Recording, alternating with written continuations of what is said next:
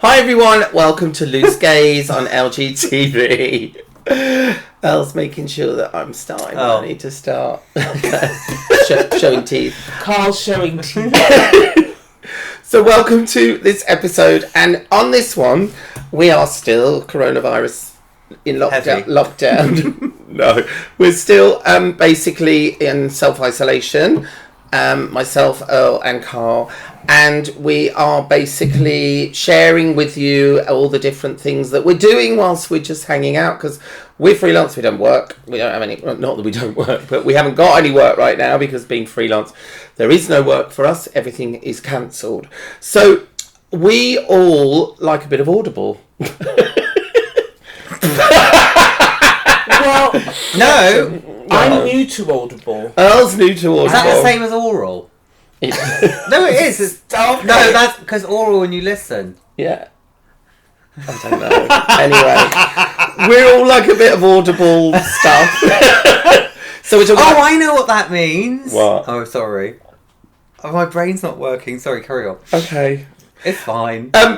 When I say Audible, I'm talking about podcasts, music, books, Audible books, that kind of thing. What we're really talking about is In Bed with Neil Moodie, Neil's own podcast. Well, we'll be talking about that in a minute. We do. Yeah, I'll bring that one up. But just bring it back to myself.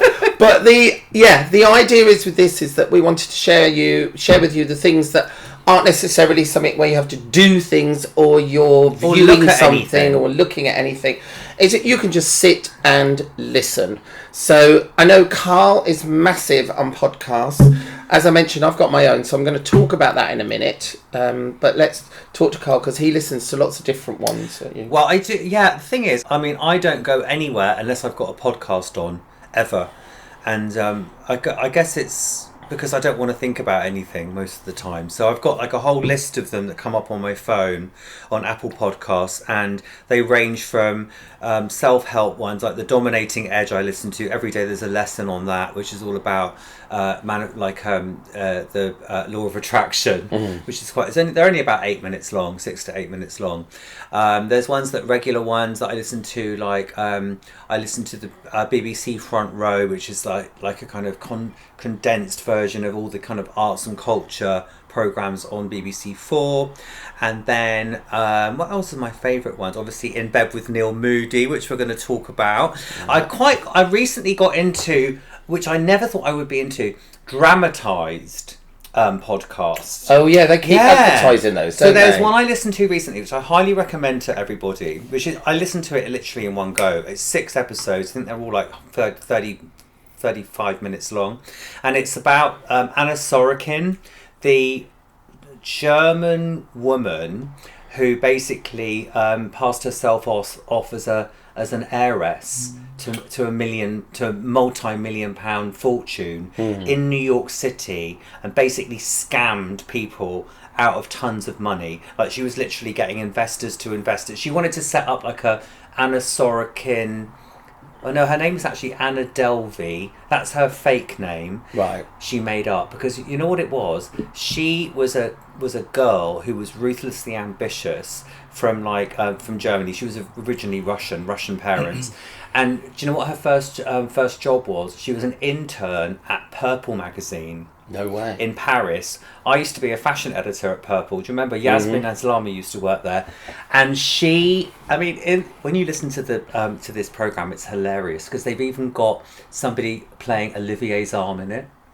And it's this guy who sounds nothing like Olivier does. Like, you know, this French, they've got like a British actor, it sounds like, to play Olivier, and he's all like very like this, you know, what are you doing? And hello. I know. And nothing, she said it's only once. I mean, like, how cool and, like, you know, Serge Gainsbourg-esque is Olivier? Yeah. She became friends with this girl called Rachel who works for Vanity Fair still. And they go on this trip to Morocco, in which she convinces this girl to put everything on her credit card. They stay at La Mamounia. Literally, there was $72,000 on this girl Rachel's company American Express card. She never got it back. Right. So anyway, to cut along, sorry to waffle. So it's called Fake Heiress. I think you can get it on Apple Podcasts. Okay. And so that's a good one. I'm going to be wanting to watch that. And by the way, anybody who's got Android, Castbox is the Apple podcast version of Android. Okay. Yeah. I mean, I listen to, again, like such a variety. I quite like Race Chaser, which is Alaska and Willem, two ex-contestants from RuPaul's Drag Race who discuss every episode of RuPaul's Drag Race, which is good. And they don't hold back. Right. They don't hold back because they've experienced it. So they're like, when the queens are talking, and you're like, why is the queen being so nasty? They tell you how the producers get you to say stuff. Oh, right. So it's like because I'm like, why do they slag each other off? It just makes it why would you do that? Because people aren't going to like you. But it's very clever the way they do it. So they explain when you're watching, when their podcast goes, it sort of like dissects an issue, an episode on every podcast, and it's really interesting. So there's that. But there's one podcast that I really want to listen to that I haven't listened to yet. And it's called the Catch and Kill podcast, and it's Ronan Farrow, and it's his whole.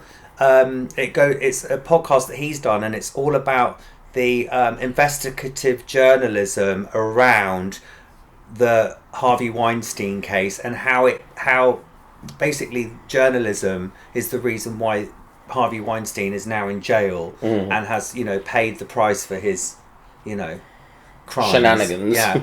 So basically, this goes right from the beginning of how it all started, and Ronan Farrow's played a really big part in exposing Weinstein, and that's next on my list. So I think it sounds really good.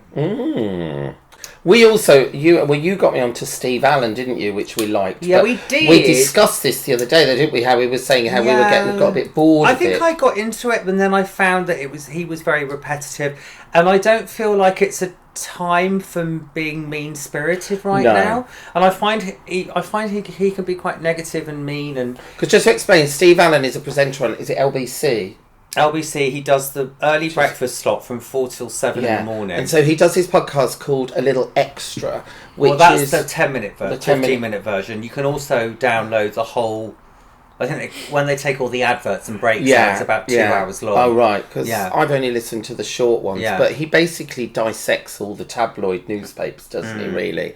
And kind of slags everyone off. And it is quite funny if you want a bit of a laugh. Yeah. And he probably says things about people that you were thinking but wouldn't say yourself.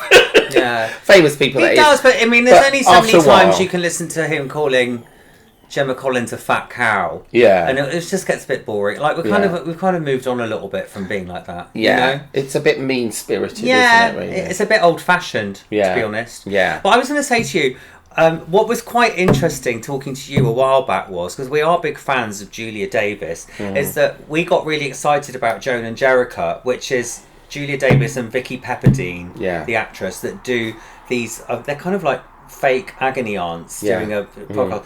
We didn't like it, did we? No. I didn't like it. I felt like it was just too But I've been saying this about... Trying too hard. I've been saying this about Julia Davis because her last comedy that she wrote, and I'm a big fan of hers, she did Nighty Night and, lots of other ones. The blonde one. Right. And suddenly I feel like the last couple of things she's done, she's doing to shock. I know. But it's almost a bit like, we're not... I don't think as the general public anymore, we're not that easily shocked because most of us have seen everything. Yeah. But it feels like there's... I don't know. I was just disappointed because it was like shocking for shocking's sake, but without it actually being funny. Like her last comedy, I only watched her halfway through, and then I just thought, this is actually really stupid now because I feel like she was trying to be even darker and even more shocking, and I was like, I'm not finding it shocking. I just find it stupid. But for me, I mean, my thing, obviously I've said I've got my own podcast in Bed with Neil Moodie, and I don't want to sound like I'm on here plugging it, but listen. Why not? Listen, guys, it's great. It's informative. Great. It's very positive. It's very uplifting. Yeah. So, and the premise is, for anybody that hasn't listened or doesn't know much about it, is I interview all the people that I've worked with over the years and have known for a long time. But everybody that I interview is entrepreneurial, a little bit sort of thinks outside the box, a bit left field. Maybe they've got other things going on besides their regular sort of chosen profession. And so it's all about being entrepreneurial. And actually the second series I called, subtitled it, Turning a Corner. So it's about people that have either been forced to turn a corner or chosen to turn a corner in their lives or in their career. I know, I've gone quite sincere, isn't he? So, oh yeah. And she got something in her eye. I thought he was adjusting his eyelash. No. And I told you. So anyway, not to her lashes. I've just suddenly had a thought. Carry on.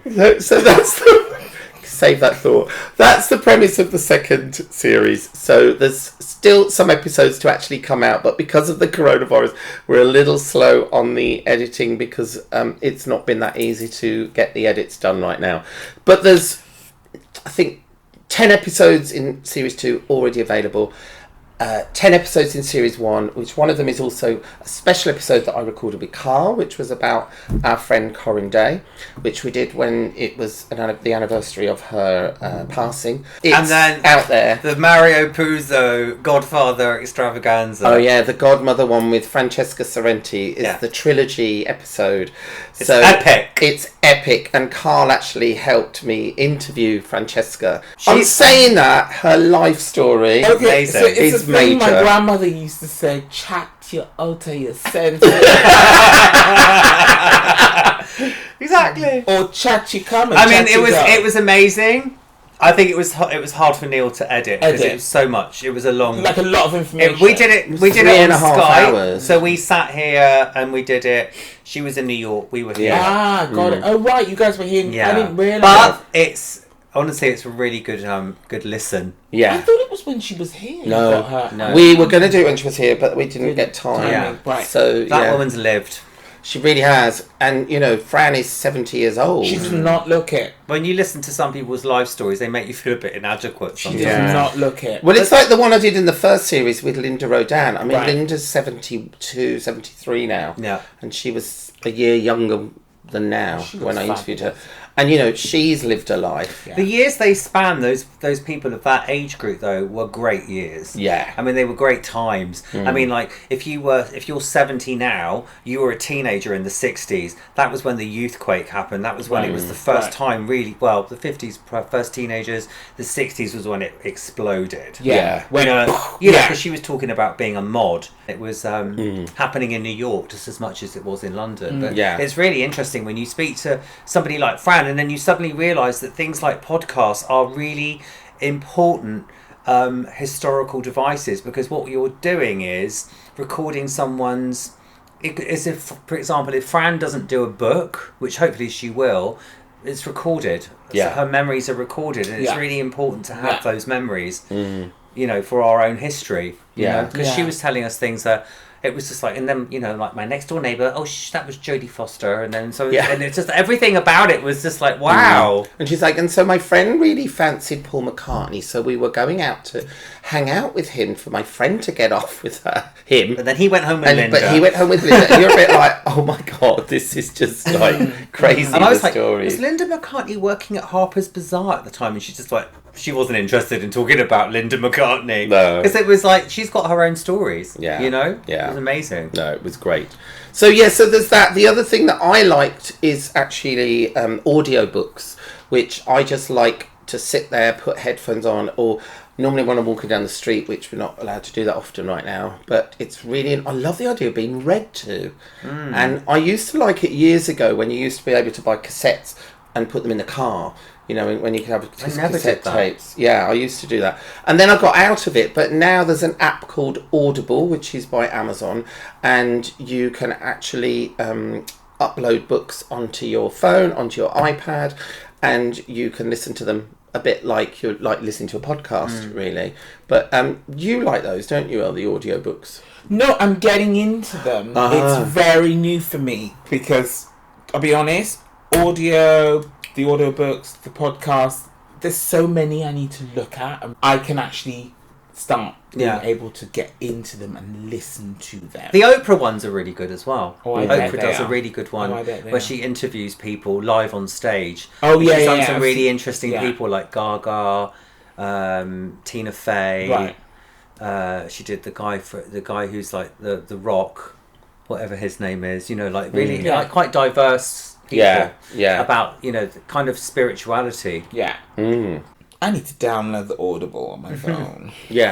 So. And what it is with Audible is that you pay so much and you get so many credits to then have books, but they also give you free credits every now and again. So you pay so much and then you get...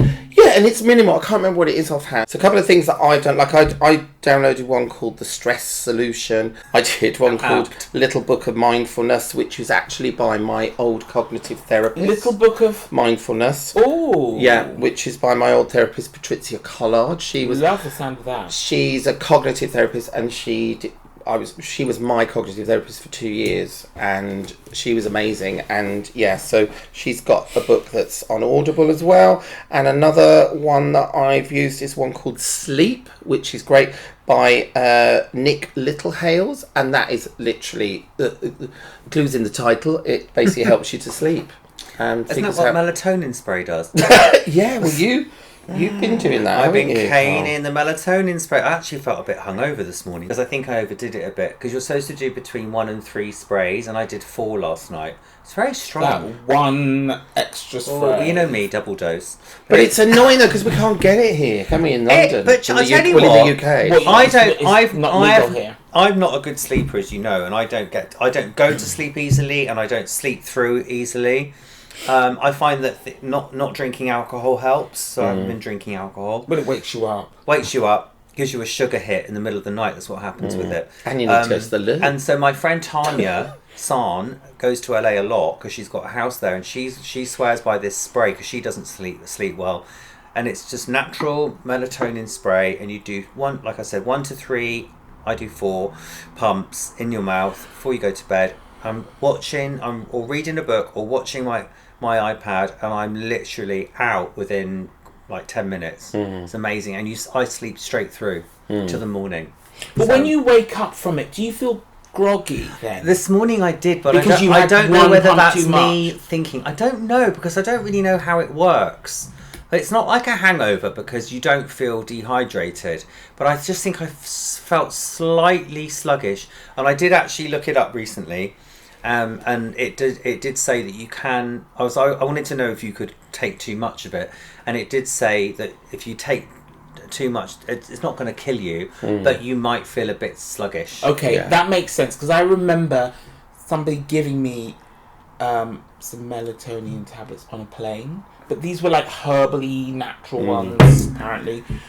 And I just remember thinking, I'm never taking that again, because the wake up and the feeling afterwards, it took a while to get back to being me. I felt too sort of like sluggish. One more thing about Audible is music. And I mean, guys know, I'm a massive fan of music, and I was brought up on music, but also I think music is a great mood enhancer, mood changer. Massive. I mean, it can make you cry, it can make you laugh, it can do so many different things. But I thought it'd be quite good to talk about what music we're all listening to at the moment.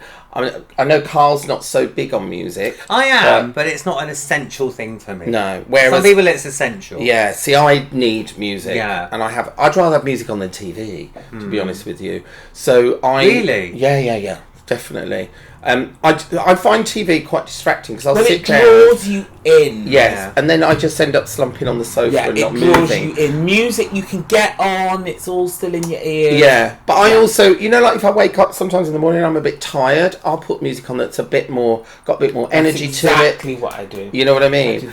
Or if I'm feeling a little bit sort of like, I'm obviously not working right now, but at the end of a day's work when you're a bit like wired, I like to put music on that just brings you back down again. There's a really great thing called the Mozart Effect, and it's actually been around for ages. And what it is that they realised after lots of research that Mozart's music and the way it's written has the most effect on people's brains. Right. And they've done it in a series. Some of you might have heard of it. They've done it in a series of where they've broken it down. So one's for creativity, one's for restlessness, one's for being more sort of present, but there's about 6 different ones. Maybe it's because he wrote it when he was so young. Yeah. Well, they said that the way he would put the notes together resonates with people's brains more than any other composer that ever existed. Funny you should say that. I've noticed in maybe the last 6 months when I go out, on my power walk, which I won't be doing now, power walk around the flat, I've been putting Mozart on. It's amazing. I don't know, it takes you to another place. Yeah. I don't really know about classical music, but I do know when he's on, and I've got like 10 tracks, it's amazing. It's worth checking out, though, the Mozart Effect. And I like a bit of pop music, I'm not going to lie. And I'm really into that girl, Dua Lipa, at the moment. Right, okay. Because her new album and music has gone very 80s. And actually she's got a couple of singles out at the moment that I think are like massive. One's really big in America and here, and then there's another that's doing well here, and it's called Physical. And oh my god, let's get physical. Well, physical. you should. So she's made 2 videos. No, and the second, it's not that song, but the second video, they've done it like it's a workout video, and she's hosting it. Right. It's really clever, actually, because you can actually work out to the song. And it's like she's the instructor. Right. We'll be doing that anytime soon. But I just really like the music because it's quite uplifting. It's quite fun. There's another singer that I'm really into at the moment called Celeste, who's very new, and her music is is that the girl with the mixed race girl? Yes. Oh yeah. She's. I mean, her voice is amazing, and I mean, it's very, very chill out music, isn't it? But it's so beautiful to listen to on the complete sort of opposite end of what she makes somebody me feel like I don't know, Dua something Lipa like a is. modern day Billie Holiday or something. Yeah, totally. I love her, and I'm really into this band at the moment called We Are Brando, and they are actually on Boy George's record label, and again they're very 80s, which I quite like. So yeah, they are touring a little bit at the moment, but probably not right now. But they are 3 guys, and 2 of them are brothers, and the music's quite electro. But yeah, just some music to check out if you're interested in listening to music. What are you listening to, Earl, right now? I'm going between the living room and the bedroom. In the bedroom, you've got My Soul radio station, because that's playing all genres of soul music. Okay, what, from old to new? From the old to new, and then they play a bit of reggae, they play a bit of R&B, they play a bit of lovers rock. It's just like, it just reminds me of when I moved to London. And then in the living room I might have pop on, or heart, or I might change it to classical. So I just sort of, because I'm running between different rooms. I would listen to more classical music. I'd like to do that. But then, to get into it more. normally in the bedroom I'm sort of doing stuff and getting stuff ready, or just organising things, or emailing, whatever, and I just like that up. Especially in the morning, I need the music to be up. Yeah. Sometimes there's some really good sort of mixes on YouTube, aren't there? Do you ever do that? Yeah. They are really good. They are good. I've done that. Yeah. You get DJs who put mixes on YouTube. I've been doing that quite a lot recently. Okay, you're going to have to... I actually went to a friend's the other night for dinner, and it was really funny. He had a radio station on that was Greek. Oh my god, the music was brilliant. It was a bit sort of Ibiza chill, with a couple of slightly more upbeat. Mykonos. Yeah, it was brilliant. And I went around for dinner and he had it on. I was like, what's this channel? Because I was like, I don't know what they're saying. And it was all in Greek, but I really liked it. I don't know what the channel is though. Sorry guys. If I find out by the time this is edited, I'll have it running along the screen. Great. Or, in times like these, just open the window and listen to the birds. Okay, guys. I think we will... Well, let's wrap this one up. Yeah. We've covered Audible. Hope that helps anybody sat around figuring out what to do with their next day at home. Audible. Or self-isolating. So, see you on the next one. Bye! Bye!